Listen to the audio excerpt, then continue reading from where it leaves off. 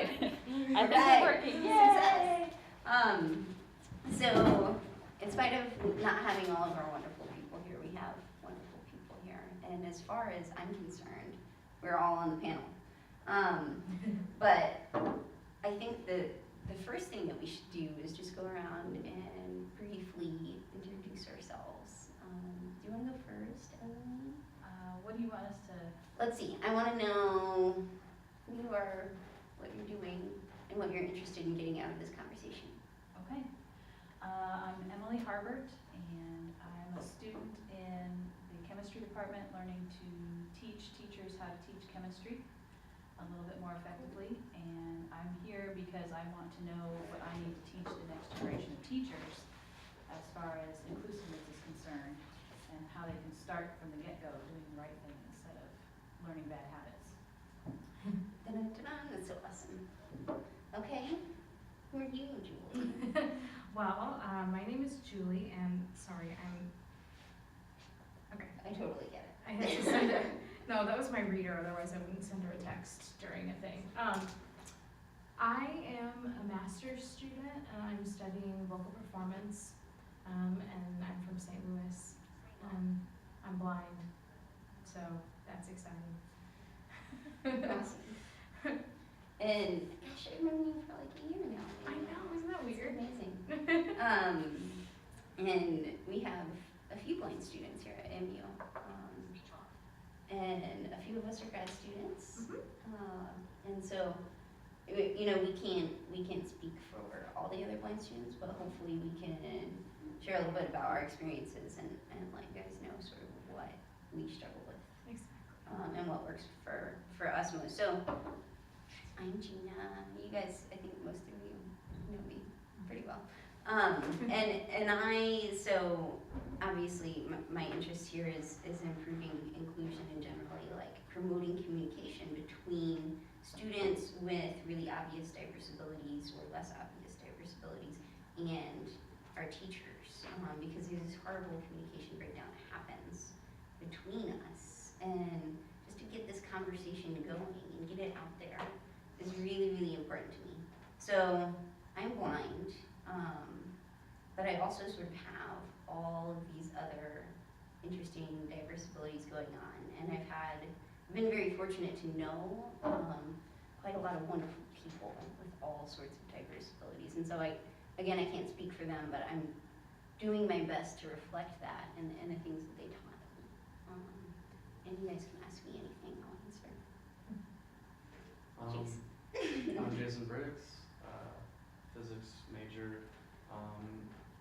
I don't know if you guys know Angela Speck. Oh, yes. Okay, yeah. Everybody Anyways, knows Angela. Shouldn't use the word working because it's not like I'm getting paid, but I work under her, I guess, in her Stardust group. But what I'm really doing instead of doing any of the Stardust stuff is I'm working on outreach right now.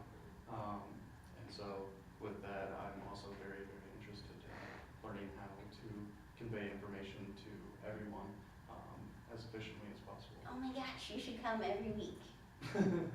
I'm so happy. I'm so glad you could join us today. My name is Kristen. I'm an English and Spanish major. I have a chronic illness known as dysautonomia, which is a dysfunction of the autonomic nervous system. So my digestive system, my circulatory system, my respiratory system, and some kind of hormone stuff doesn't really function the way it should. So. Awesome. So that's very briefly sort of who we are. And I think the purpose of this, there's so many things that we can learn from each other, right?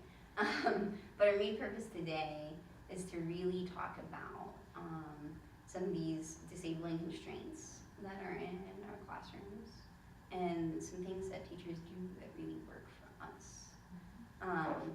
And those are things that I think you'll hear a lot of different things from a lot of different students, but we start to see themes.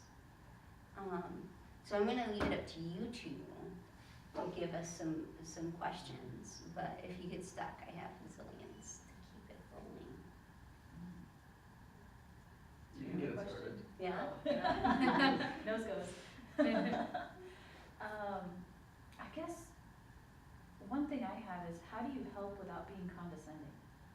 I mean, that's one thing that I've always wondered. I'm always afraid to ask because I don't wanna appear like patronizing or, oh, poor you. But on the other hand, I wanna make sure that I'm accommodating what needs to be accommodated. Good question. Julie first. Well, I don't know, this is just my opinion, but I don't really ever think it's wrong to ask and say, you know, do you need help with this? Or, am I doing everything correctly? Like, is this working for you? That's never wrong. And it's not condescending to say, hey, like, in class today, we showed this video, like, did that work for you, or did you get everything out of it? Or, you know, we did this activity, like, you know, I just wanna make sure you're okay with it. And it's never wrong to ask beforehand. One of the things that I used to get stuck in undergrad was we would do things and I would be like, well, if I knew this was coming, I could accommodate it myself, or I could talk to people I know and get some help with it and get, you know, the sheet ahead of time we to fill out, or whatever, a reader or something to help me with the activity, you know, instead of being like, oh my gosh, you know, we're doing this today and I was not prepared for it, but if I was, I would have been able to, you know, work with it. But I would have much appreciated many of my professors saying, hey, we're doing this next week. It might be a little bit difficult to accommodate, but this is what we're doing, so, you know, I just want to like brainstorm possibilities with you. Yeah, that didn't present any problems. Exactly, that never does, you know. Alright, so ask ahead of time, or just kind of give a heads up as to what's going to go down. Like, we're gonna watch a video, and what would you like to have? You know, do you need anything to watch the video? It's 9:15. Yeah. Thank you. Kristen, and I want you to talk before I respond to this one. I think I actually don't think I've really had very many instances where someone has asked me something They probably like have that. that Same. worry Hesitancy. or something related, Yeah. yeah. But I would have really appreciated it many times, kind of like Julie said. I think it's not so much as asking as maybe the way you ask. Yeah, Like, I think saying, I think kind of, even just saying, kind of like Julie said, did you get everything out of this that, you know, you could have, or did you know, how did this work for you? I think those are kind of appropriate ways to bridge that question, as opposed to maybe like, you can't do this, right? Or something. Yes. Yeah, yeah. that sort of attitude, that thinking about, remember the elephant, that sort of thinking about students and students with diverse abilities comes through. And often I think it's good for both teachers and students to remember that we usually have good intentions, like we're here to learn. And I think you guys nailed it. But I would also like highly encourage that you check as much as you can, as often as possible, that stuff is working for your students, all your students, right? And so if you were sort of really being open about that with your students and saying, hey guys, you know, like, is this Blackboard discussion like really working for you, all of you? And that way, if you're sort of doing that, when you talk with, you know, Julie or Kristen or whoever your student may be, and you say, hey, is this working for you? Is this presenting any problems for you? Is this thing that video that we're gonna show, is that gonna present any challenges that we can puzzle out ahead of time? And it's not really like I'm singling you out because you can't. It's like, I want feedback from my students because I want this to work as best as possible. Excuse me. Yeah, and I think that your attitude in doing that is so crucial. Jason. Do you want to pass? I have, So I don't have many any questions. if you have a lot of questions, you know, or I mean that we should discuss it, you go first. I like to do this top 3, and we'll start with the negative and then we'll move to the positive. So, top 3 things that teachers do that really piss you off, Julie. Assuming I can't do something Okay, without, you know, talking to me about it first. okay. definitely, that's a big one. Singling me out, in a negative way. Like, I don't mind if they say, hey, Julie, I'm gonna describe this to you in class. Like, I got over that one a long time ago. Right. But, you know, I was in a class a couple years ago, and we were talking about different file types that we would use and put up on Blackboard. And the professor said something like, well, I would do PDF, but Julie can't read PDFs. Oh, good So Lord. we're gonna, yeah. So we're gonna have a doc file and we're gonna have a PDF file, and the doc file will be for Julie, and the PDF file can be for everyone else. You are kidding. Yeah. And that was entertaining. She didn't really mean it that way, and I knew that. Yeah, but- that's the worst part about it, is it's not intentional, it's like, oh, cringe. Yeah, so that was just like, you know, and classes are small where I went to undergrad, so, you know, they probably thought no big deal, like everyone knows Julie can, you know, whatever. Great. But yeah, and then the third one,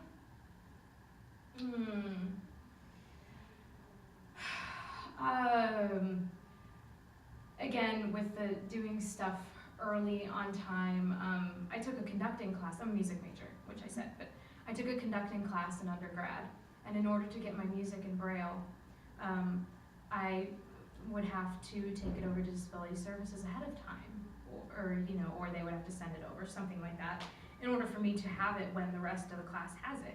Well, the professor did not understand this. And so he would hand me a stack of music the day we were supposed to like start working on conducting it, and he'd be like, I'm giving you the same music at the same time as everyone else.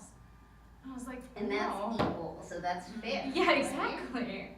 I'm like, no, you don't understand. And I had to explain to him several times, and then like, it was a whole drama fest. But essentially, like, when they don't understand, or when they say, well, I meant to send it to you, but I forgot, or something, I'm like, no. Like, you're the teacher. Like, yeah, okay, if you ask me to remind you to send this to you, I know it's something that's out of the ordinary. Like, I get it. And I'll remind you if need be. But there's no excuse. Like, you're teaching the class. Everyone should have the material that we're looking at. Yeah. Those are really good things.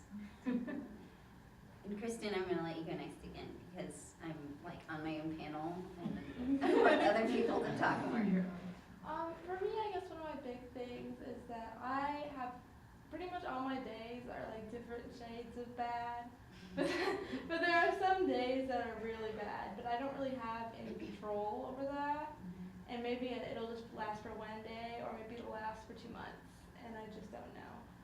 And there have been times throughout my time at Mizzou that I've been really sick and just have not been able to make it to class for a long time. And even though I'm at home, I'm still following the syllabus, I'm doing homework, I'm staying in touch with the professor. But there's been sometimes professors have this, generally they have been accommodating because technically they're required to by law. But at the same time, there's kind of this attitude that like you just don't want to come to class. And I think this assumption can be especially frustrating because I wish I was at class because I'd be working a lot less. Yeah. My life would be a lot easier if I could go to class. I guess the same thing can kind of be said of asking for, there have been times I've been really sick, I've had to ask for some extensions. And my professors have generally been accommodating to that. You can just kind of see it in their face of just kind of like, you know, that there's still, because they can't see it on the outside, they may not it's not computing. Right. Kind of, yeah. There's like, it doesn't look like there's anything Yeah, wrong with exactly. you, So therefore you that must means- just be lazy. Exactly. And let's see, I had my third one. I forgot it. Actually, one of the symptoms of this condition is kind of called brain fog, and there's some days where it's hard to kind of. I just seem really spacey. Oh, I but can it's so like- relate Yeah. to brain fog. But it's like, so like I had my third one. I was like, oh yeah, that really drives me crazy. It sounds quite similar to chronic Lyme disease and all that. Yeah, actually dysautonomia, I think probably in like 20 or 30 years will not be called dysautonomia. There are different types of dysautonomia already, and they're all kind of under this umbrella term, and they're really related to like pretty pretty much any kind of condition where an aspect of the autonomic nervous system isn't functioning, like arthritis or diabetes. So anyway, this is my personal opinion that I think as research progresses, it'll change. Yeah, the medical field is learning too.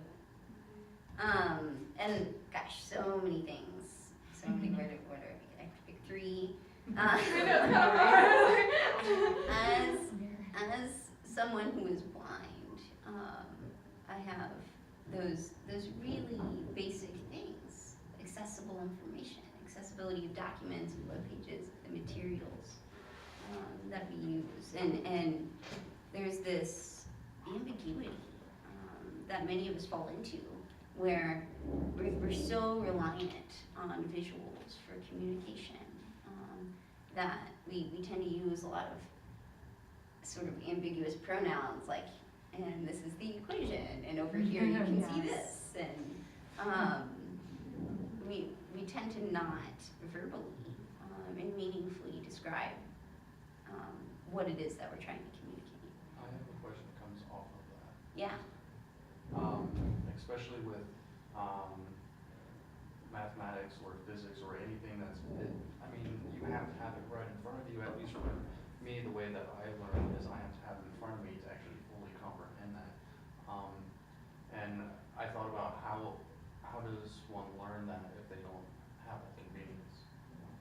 Like how do you learn these math skills, these physics skills, and how do you teach somebody who doesn't have the convenience of being able to visually learn that? Right.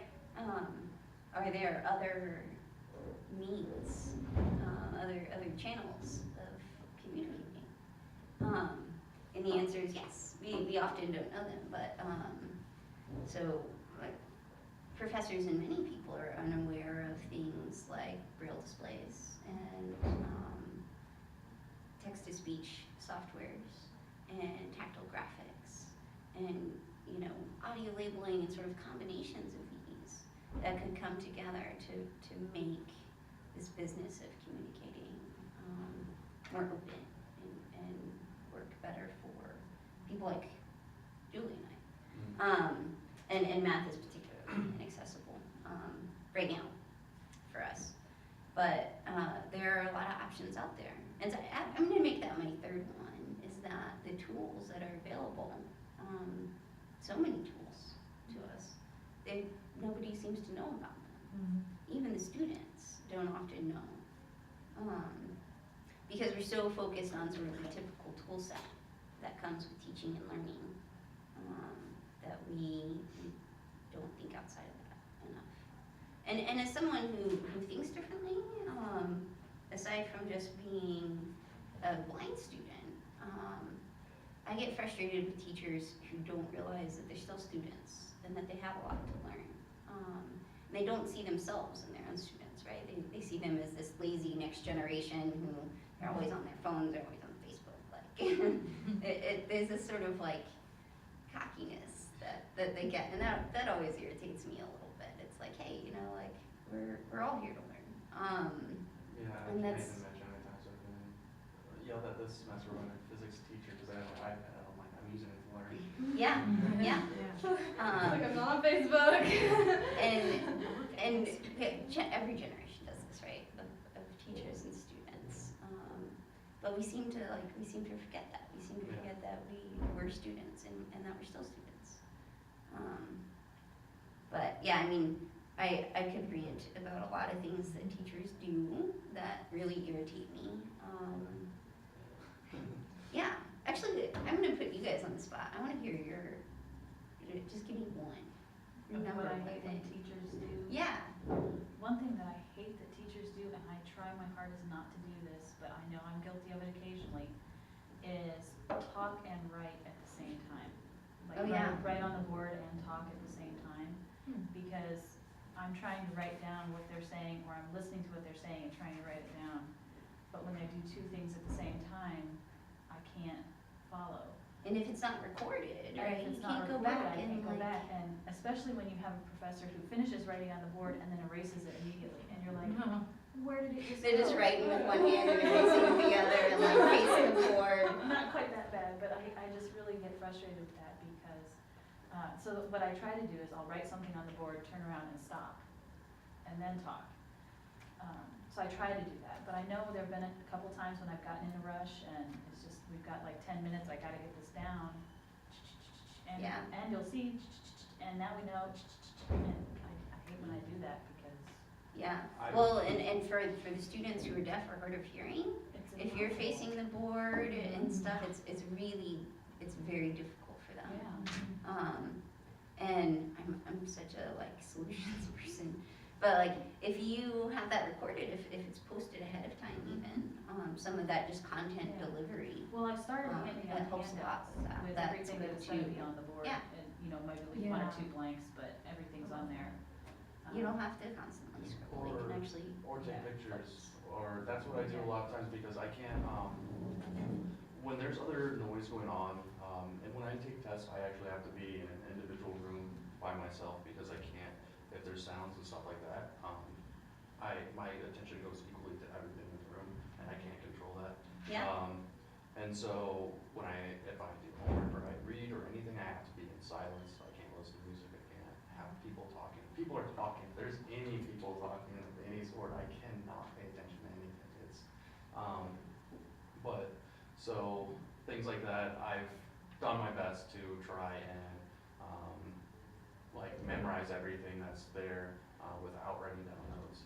And I've done that for a very long time. And I think I've gotten good at that now. But if I can't, then I will just take my Take a phone. I'll take a picture. Yeah. Because it's instant. Yeah. I actually Cool. encourage that. Yeah. Like in the lab last week, in fact, there was all this material written on the board. I said, everybody get your phones out, take a picture of this, because you'll want to know what's on there, because that's what I expect to be my conclusions. Yeah. So, that's so cool. yeah. I figure everybody's got phones, why not use them? Exactly. It's Instead of yelling at 9:30. people for- Oh, Instead of yelling at people for, getting their phones out, why not encourage it? Right. Except at the test time, because, we gotta have a line somewhere, but. yeah, and many of our tests tend to be this sort of, I want you to demonstrate that you remember information, and you can look up information. Often we're not testing something that's, what do you do with this information, right, that higher order stuff. So what's the number one thing teachers do that piss you off? Number one, I don't know. There's a lot, but I know. But one of them that kind of was brought to my attention last week, I think it was. So in my Calculus 2 class, he's a grad student who's teaching it. And after one of the classes, I asked him if he could clarify some basic things that were in trigonometry, because I never took trigonometry, I just went straight into calculus. Yeah, And so I was like, I don't know what's going on with trigonometry here. And so he was explaining it, and I was telling him, like, I don't quite understand why this works. And he made the comment, he said, I don't know, this was such a long time ago that I learned this, I don't remember what it was like, or where the problems were. yeah, Like, and that drew to my attention. I was like, he's a grad student, so this wasn't that long ago, and he's already forgot what it was like to learn this material. right. And He's forgotten how to be a teachers who student, have yeah. not been students for, a decade or more, that's gonna be even more so, an issue for them. And it's just that teachers are losing touch with their students and what their students need as a whole, and that goes for every variety of student, not just, a single type of, student, but, to solve that is a tremendous amount of things, but, so I was trying to think, and I would talk to Angela about this issue too, is, one thing that we could do is actually have more, anonymous feedback, because usually what we do is we have feedback at the end of the semester, and at Right. that point, the students are like, I don't care. Right, I'm it's not over. this teacher again. And this meaningless, like, Yeah. format that really doesn't apply to all our. Yeah, and everybody makes a joke of it. I mean, we've all been there. We know that everybody makes a joke of that because they don't care anymore. And if there was more of those throughout, like if you did it in the beginning, and because students evolve throughout that class and how they view the class too, and if we had adequate understanding about how everybody, all different types of students felt during the beginning, middle, and the end, Yeah, that would help. And also if we had some sort of like anonymous feedback for every class. yeah, There's there's, It'd be so easy to set up. like you just know? like A text suggestion or box. something, or, Yeah. no, I mean like in class, because also students are a lot of times, they don't wanna ask questions, cause they don't wanna be singled out. Mhm.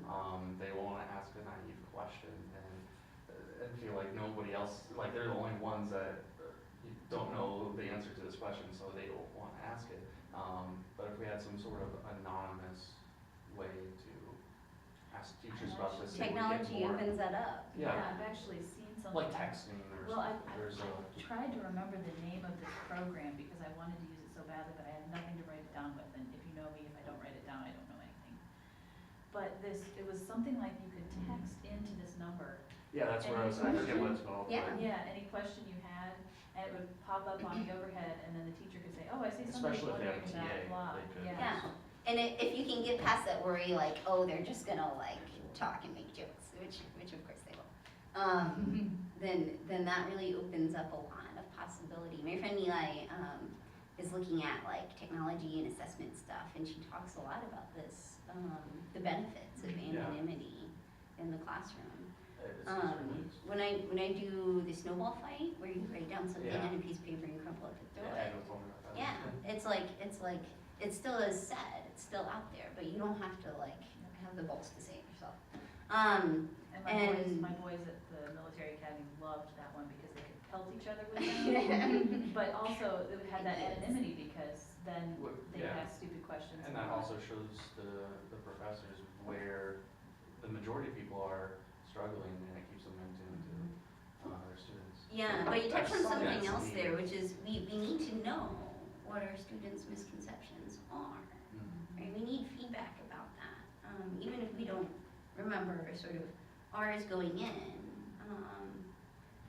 however long ago it was, we need to sort Yeah, of and technology be aware changes, of those, and yeah. culture changes and everything. I mean, after 20 years, people are gonna be very different from when you were a student and Yeah. they're a student. And knowing what is not known is just Yeah. as important as sort of like, tell me what you know. And sort of informs that, but yet the other thing that I forgot that I just remembered is lower expectations. So when people, it goes with that assumptions thing, when people lower their expectations for me, I get really irritated, I really do. Okay, top 3 things that really work for us, that, and if there's a short story in there, something a teacher did that was like, wow, that really was good. I guess You're on the spot. okay. Well, the top thing would definitely be when they make an effort, you know, to learn and to include me and stuff. Professor last semester, we take these proficiency exams, and he, you know, he's a music theory professor, and he knew that I used Braille, and he goes, well, are you getting the exam in Braille? And I was like, well, I didn't last summer because, you know, I didn't know how to approach that with the university. And he's like, oh, well, we'll make sure that happens because you need to be able to look at the exam just like everyone else. Like, this is a theory exam, you can use your reader, but it's just not the same. I'm like, oh, really? Yeah, I know. Like, I was amazed at the effort. Yeah, he really cared. Yeah, he really did, and that was amazing. The same professor kind of leads me into my second one. When they really make an effort to describe and to kind of the opposite of what Gina was saying, like, you know, professors will just say, oh, you know, this this measure that's on the board and this equation or whatever. No, like this professor, when students went up to write on the board, he would have them write and then he would say, okay, tell us what's on the board.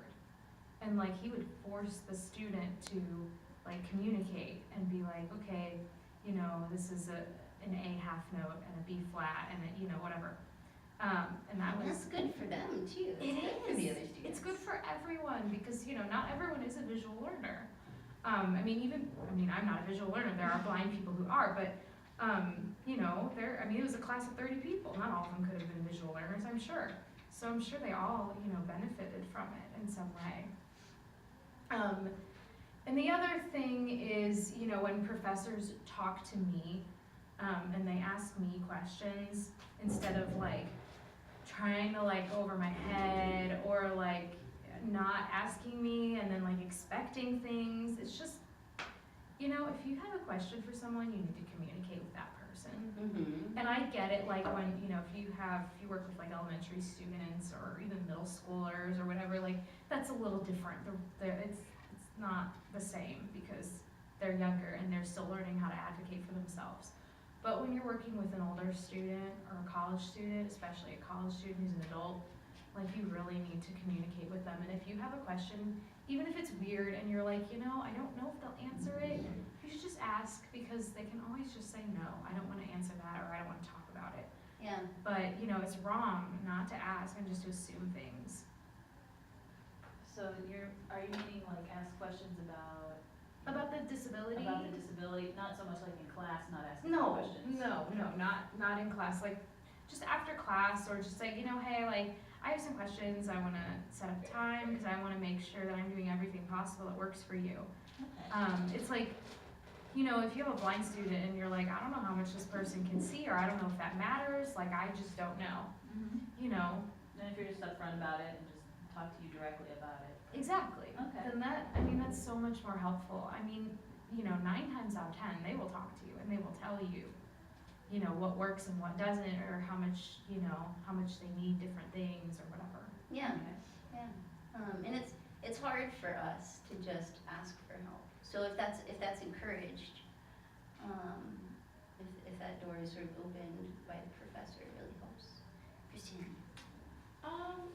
Well, this kind of sort of ties into the things that I didn't like, but I think sometimes professors just, I don't think professors always understand how difficult it can be for the student to advocate for themselves. I think there's kind of some apprehension that might build up about talking about your disability with the professor. Yeah. I know for me personally, at least it has. I think for a lot of people with non-visible disabilities, it's typically pretty difficult for us to approach the professor and talk about it because you get kind of used to just sliding under the rug, you know, Right. with people because nobody really knows. They might see it, but they'll attribute the behaviors or the symptoms to other things. Right. So you can just kind of technically slide through without it would still be an issue, but it wouldn't be an issue in terms of discussing it with people. Right. So Sometimes it's just a difficult conversation. Exactly. It's kind of like when should I bring this up? You know, when's the right time? But I know after I had graduated high school, I was pretty much terrified of approaching professors to talk about my condition because I had just such awful experiences pretty much from middle school until almost graduation. It got a little better in high school, but it was just horrible in middle school and junior high. So my first semester of college, I had a really hard time talking to my professors about it. And I did tell them, but I wasn't really extremely forthcoming about what was going on when I wasn't there, at least not in the way I am now. But I remember I had a professor email me saying, hey, Kristen, you know, I haven't seen you in class in a while, are you all right? And I mean, he also sounded kind of peeved, but the fact that he took that step was really, really meant a lot to me. And actually, probably hearing the frustration kind of made me hear, oh, maybe I shouldn't be afraid of telling my professors. Maybe I should be afraid of not telling my professors what's going on, you know, kind of open up that communication. So I think that really helped me a lot, is hearing from him with that. And pretty much just any time a professor actually takes me at word value. Like, I'm not trying to deceive you, you know, or get out of anything. And most of the time, I mean, there's really not a whole lot, you know, that really can be done, I think, in terms of accommodations for me, at least right now. Unless that flexibility And flexibility. is built in a little bit. Yeah, because I mean, I understand there are some things that cannot be made up, but even just like instituting alternative assignments, like I've had late classes where I missed a lot of discussions. The professor said, okay, write, you know, like 2 pages, like just kind of discussing this text. Yeah. Or is there an online discussion? Exactly, Yeah. things like that. So I think anytime the teacher's kind of open or flexible to alternative things to make up the points, because I want to get as much out of the class, you know, as everyone else too. So I don't mind putting in that effort. And yeah, just kind of like not making assumptions, kind of like Booth has already been mentioned, just asking, you know, it's like if you really don't know what's going on, if I haven't, I know sometimes I kind of throw out these medical terms because it's kind of this kind of rehearsed thing that like I've Yes. gotten to, and I just kind of say it's like, okay, this is, I don't know. And I think people hear those terms but maybe don't really know what it looks like so much, say, well, you know, what's been going on, you know, like what does that really mean? I think it's okay, you know, to ask those questions because kind of sometimes I don't really know. I don't want to, you know, just keep going on and on about it. So, Yeah. but I also want the professor to kind of know what I'm, really understand where I'm coming from too. There's so many overlaps. Even though we all have Just right like here, read this. Yeah. different specific challenges, there's sort of something beneath that, right? And I've been really lucky. I've had a lot of great teachers who have done a lot of wonderful things that really worked as far as helping me learn and challenging me in a meaningful way, not in an unnecessary way, is one of those things. I took a case study course last summer, and this guy, he was just a shining example of like a lot of what I put forward in inclusive design. He was clear about his expectations. He was organized. He had everything like sort of organized in like a Dropbox account as far as the readings that we were going to do and resources for us, and that was available to everyone. So it wasn't just for me. At the beginning of the semester, he had, a very clear plan of the goals and the materials that we needed to accomplish those. And we'll talk It's later. 9:45. Later in the semester about what an accessible document is and things of this nature, sort of basic stuff. And he had that, and he had some flexibility as far as like working with people, cool guy, but like later he added a reading. It's like, oh, this is really cool, I want to make sure that we discuss this. And it wasn't sort of in an accessible format. And so what he did was he just read it himself, and he recorded himself reading. And you know, he couldn't get it on the Dropbox right away, but he handed me a little R2D2 thumb drive with the audio recording of him reading it. And later he posted it for everyone. But it was just, you know, nothing complicated. It was just Probably like, took 10 minutes. yeah, he just read it. And wow, that was cool. And the third thing, there was a lot packed into that story, is when teachers are patient. And I know it's a lot to ask, but I That can shouldn't be a lot to ask. I can be a really trying student, and I can be Really? slow. That's right. And so when teachers are patient and they're like, she's gonna get there, and when I get there, it's like sort of way more meaningful and like valuable for me. But sometimes it takes time, and so I really appreciate my teachers' patience. Emily, one thing. I'm so horrible. I'm like limiting you guys. It's unfair. We're running out of time. Okay. One great teacher I had these alternate tests, like a testing system I'd never experienced before or since, where he would give you every single question ahead of time, and each question required about a 3 to 5 page essay with it, I swear. Maybe not, maybe I'm exaggerating in my mind, but it seemed like that much. So you had to prepare these essays ahead of time, and you had to memorize all the information ahead of time and all the evidence ahead of time. And then, the day of the test, he'd have his hat, his little bowler hat, and you would pick out the questions, and each person would get their own set of questions of these, like 10 possible questions. Oh, So that's you'd- creative. You'd have 3 to answer, and your 3 would be different from the person next to you, so you couldn't ever kind of like glance over and say, well, they're already. Yeah, it's not gonna pages in. save you. Yeah, so there's no guarantee you'd have the same questions, and it was just so helpful to have the questions ahead of time, because I knew what the material was gonna be, That clear expectation. the clear expectations, and it really made me work hard and learn the material, because I had to remember it all, you know, and I had to get it all down in the hour time that we had. And I've really loved that model, but I'm not sure how to implement it everywhere, you know, it's not appropriate for every class, I don't Right, think. it's just a tool. But it's like, how could I incorporate that kind of thinking more often? just give people the questions ahead of time so that they can actually learn what I am expecting them to learn.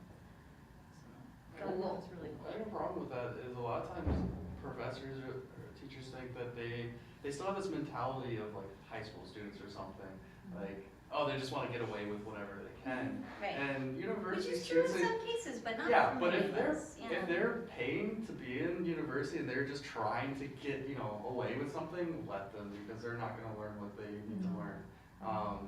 But for, I think most of the students, they're there to learn, they actually want to learn and understand as much as possible, especially since they're paying a lot of money. But I think like a lot of tests and exams are set up for like, to kind of like, there's like a little trickery to kind of like see like, are you trying to pull a fast one, or like, did you, you know what I mean though? Yeah. Like, My it's impression, like just. Teachers think they're so clever.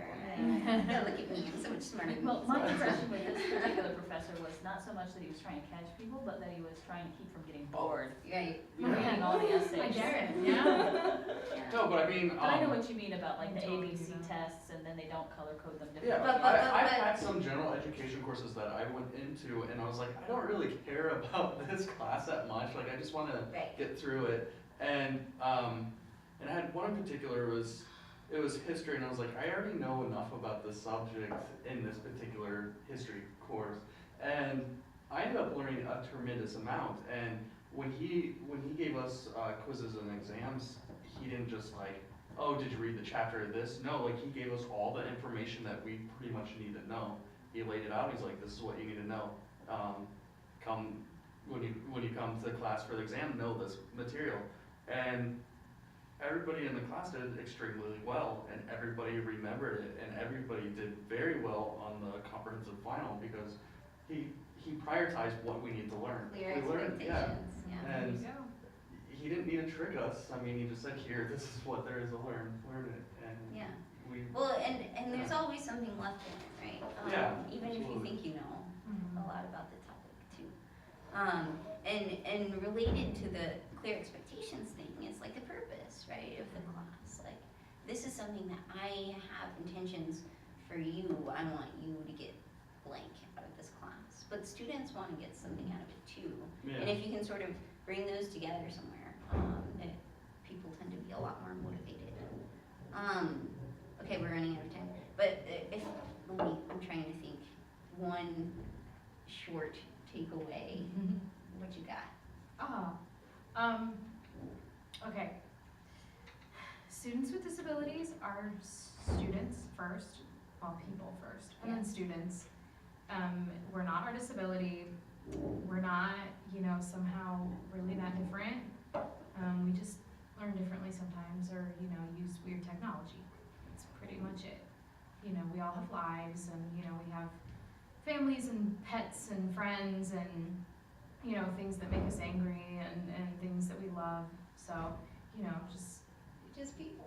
yeah, just people. So if you treat us like people, we'll probably treat you the same. That's so true. Kristen.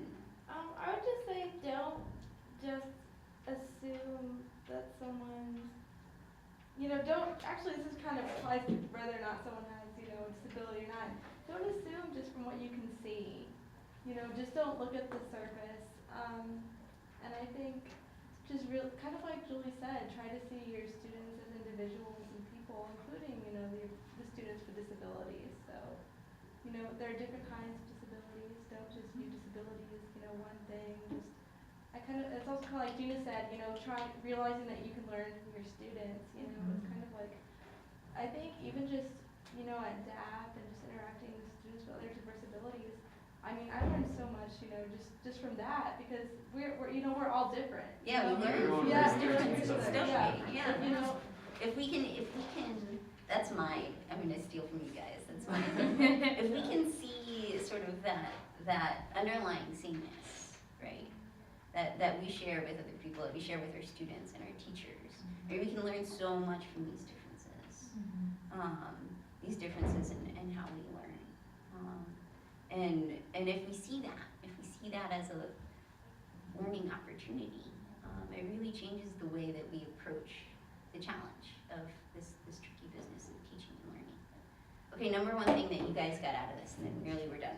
Number one thing is that it's extremely important to have clear expectations, not only for myself, but for my students, and make sure that I'm organized enough at the beginning of the semester so that it goes smoothly for everybody. That's a really good one. Because I'm one of those fly by the seat of my pants kind of people, and I can't be that way anymore. It's important to be able to do that. To But be you adaptable. combine that with, But I have to be organized from the get-go, and not just be Yes. like, oh gosh, well, today we're gonna do this because I thought of it last night at 11:30, and so. good, So good. that's what I got out of it. Yeah. Yeah, you Yeah. kind of resonate with that lesson. Well, I wish that there were more of us here, but I think we got a lot of the important things. And hopefully, as class continues, we'll continue to hear from different people. And I especially want you guys to remember that even though, it's been said, even though we're blind and Kristen has dysautonomia, did I say that? Yeah, good job. Like, we represent ourselves. We are also representatives of people who have similar diverse abilities, but that doesn't mean they're gonna need exactly the same thing. Okay? It's not a one size fits all. Thanks. I'm so glad that we were able to do this conversation thing. Let's see if it actually got recorded. And if it didn't, I took notes. Cool. So, Jason, are you gonna be able to join us for other classes? Yeah, I don't know if I can really make it like every time, That's okay. but yeah, I'm gonna try to make it as much as possible. What are we doing next week? Barriers. Is what? Barriers. So we're gonna talk about identifying barriers. Yes. And Okay. My chair. classroom interaction. Thank you so much. I always. I'll see you soon. I do have to go though, because I have 5 minutes to get them. Okay. All right. Traipse across the quad and probably